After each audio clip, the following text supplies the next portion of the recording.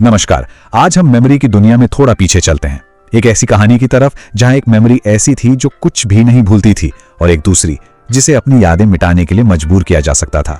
तो चलिए इस टेक्नोलॉजी के सफर पर निकलते हैं। कभी सोचा है कि वो पुराने वीडियो गेम के कार्ट्रिज जिन्हें सालों से किसी ने छुआ तक नहीं, वो आज भी कैसे चल जाते हैं? मतलब बिना बिजली के दशकों तक वो उस गेम को कैसे याद रखते हैं? इसका जवाब एक बहुत ही खास तरह की मेमोरी में छिपा है और आज हम उसी की कहानी जानेंगे। हमारी ये कहानी शुरू होती है रोम से। इसे आप इन सभी मेमोरी टेक्नोलॉजी का पूर्वज कह सकते हैं। ये वो नींव है जिस पर आगे चलकर प्रोम और ईप्रोम जैसी टेक्नोलॉजी बनी। तो ये रोम यानी रीड ओनली मेमोरी आखिर है क्या? देखिए, जैसा कि नाम से ही जाहिर है, ये एक ऐसी स्टोरेज है जिससे डेटा सिर्फ पढ़ा जा सकता है, बदला नहीं जा सकता। जैसे कंप्यूटर को चालू करने के लिए जरूरी निर्देश हों या किसी खिलौने की आवाज, ऐसी जरूरी चीजें इसमें हमेशा के लिए डाल दी जाती थीं। बिल्कुल एक ऐसी किताब की तरह जिसके पन्ने हमेशा के लिए छप चुके हैं। अब रोम के साथ एक बड़ी दिक्कत थी, उसे फैक्ट्री में ही प्रोग्राम करना पड़ता था। इसका एक हल निकला, प्रोम, जिसने इस खेल को ही बदल दिया। तो आया प्रोम यानी प्रोग्रामेबल रीड ओनली मेमोरी। ये एक ऐसी चिप थी जिसे कंपनी खाली बनाती थी और बाद में कोई भी डेवलपर उसे अपने हिसाब से प्रोग्राम कर सकता था। लेकिन इसमें एक पेच था, डेटा सिर्फ एक बार लिखा जा सकता था। इसको समझने का सबसे अच्छा तरीका है एक परमानेंट मार्कर। सोचिए, एक बार कुछ लिख दिया तो बस लिख दिया, उसे मिटाया नहीं जा सकता। प्रोम का सिद्धांत भी बिल्कुल यही था। प्रोम को वर्म भी कहते थे, मतलब राइट वंस रीड मेनी। इन्हें खाली बनाकर भेजा जाता था और फिर एक स्पेशल डिवाइस जिसे प्रोम प्रोग्रामर कहते हैं, उसकी मदद से प्रोग्राम किया जाता था। अपनी इसी खासियत की वजह से ये पुराने मोबाइल फोन और वीडियो गेम कंसोल में बहुत इस्तेमाल होती थी।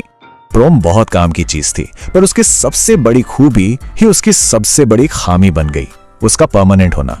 अगर प्रोग्राम लिखने में जरा सी भी गलती हो गई तो पूरी चिप बेकार। और यहीं पर ईप्रोम एक क्रांति लेकर आई। और एंट्री होती है ईप्रोम की, यानी erasable programmable read only memory. जैसा कि नाम से ही पता चल रहा है, इसकी सबसे बड़ी खासियत यह थी कि इसे मिटाया जा सकता था। और हाँ, ये नॉन वॉलेटाइल भी थी, मतलब बिजली जाने पर भी इसे अपनी बातें याद रहती थीं।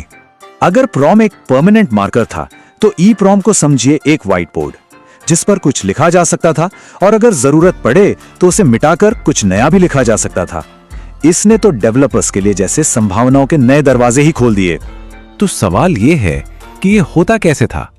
इसका राज छिपा था चिप के ऊपर लगी एक छोटी सी खिड़की में, और यह कोई मामूली खिड़की नहीं थी। देखिए, होता यह था कि ईप्रोम चिप के ऊपर क्वार्ट्ज की एक खास खिड़की होती थी। डेटा मिटाने के लिए इस चिप को बहुत तेज अल्ट्रावायलेट लाइट के सामने रखा जाता था। कुछ मिनटों बाद चिप अंदर से पूरी तरह खाली हो जाती थी और दोबारा प्रोग्राम करने के लिए तैयार। ईप्रोम की कुछ और भी खास बातें थीं। इसका सबसे ज्यादा इस्तेमाल तब हुआ जब फ्लैश मेमोरी नहीं आई थी, खासकर माइक्रो कंट्रोलर्स में। बार बार मिटाने और प्रोग्राम करने की इसकी क्षमता ने इसे प्रोटोटाइप बनाने और डेवलपमेंट के लिए एक बेहतरीन टूल बना दिया था। तो अब जब हम दोनों को समझ चुके हैं, चलिए इन्हें आमने सामने रखते हैं और देखते हैं कि कौन किस मामले में आगे था। सबसे बड़ा फर्क था रीयूजेबिलिटी का, मतलब क्या इसे दोबारा इस्तेमाल किया जा सकता है। प्रोम के मामले में जवाब था नहीं, वो एक तरफा रास्ता था, जबकि ईप्रोम में आप वापस आकर बदलाव कर सकते थे। ये सबसे बड़ा और निर्णायक अंतर था। लेकिन रुकिए, कहानी में एक मजेदार मोड़ भी है। जब बात आती है लचीलेपन और स्केलेबिलिटी की, तो यहां प्रोम असल में ईप्रोम से बेहतर थी। ऐसा इसलिए क्योंकि प्रोम का डिजाइन काफी सरल था, जबकि ईप्रोम को मिटाने की जो प्रक्रिया थी वो उसे थोड़ा जटिल बना देती थी। चलिए इस टेबल पर एक नजर डालते हैं, इससे सारी बातें बिल्कुल साफ हो जाएंगी। पहला, प्रतिवर्तिता। ईप्रोम को बदला जा सकता था, प्रोम को नहीं। लागत की बात करें तो प्रोम काफी सस्ती पड़ती थी। लिखने में हुई कोई गलती प्रोम के लिए एक परमानेंट प्रॉब्लम थी, जबकि ईप्रोम में उसे आसानी से मिटा सकते थे। और आखिर में बनावट, प्रोम आमतौर पर प्लास्टिक में बंद होती थी, जबकि ईप्रोम की पहचान थी उसकी वो खास क्वार्ट्ज वाली खिड़की। तो ईप्रोम की ये मिटाने वाली ताकत, ये इतनी बड़ी बात क्यों थी? इसने टेक्नोलॉजी की दुनिया पर ऐसा क्या असर डाला? जरा सोच कर देखिए। आप एक डेवलपर हैं, आपने सैकड़ों ईप्रोम चिप्स पर एक छोटा सा गलत कोड लिख दिया। अब क्या होगा? वो सारी की सारी चिप्स कचरा बन गई। ईप्रॉम ने इसी खर्चीले और सिरदर्द वाले काम को खत्म कर दिया। इसने न सिर्फ पैसे बचाए बल्कि इसने डेवलपमेंट की रफ्तार को कई गुना तेज कर दिया। अब डेवलपर्स बिना डरे एक्सपेरिमेंट कर सकते थे, गलतियां सुधार सकते थे और तेजी से नए प्रोडक्ट्स बना सकते थे। तो आखिर में पूरी कहानी का निचोड़ बस इतना सा है। एक तरफ था प्रॉम का स्थायित्व और दूसरी तरफ थी ईपीरोम की अल्ट्रावायलेट लाइट से मिलने वाली आजादी। बस इसी एक फर्क ने मेमोरी के विकास की पूरी दिशा ही बदल दी।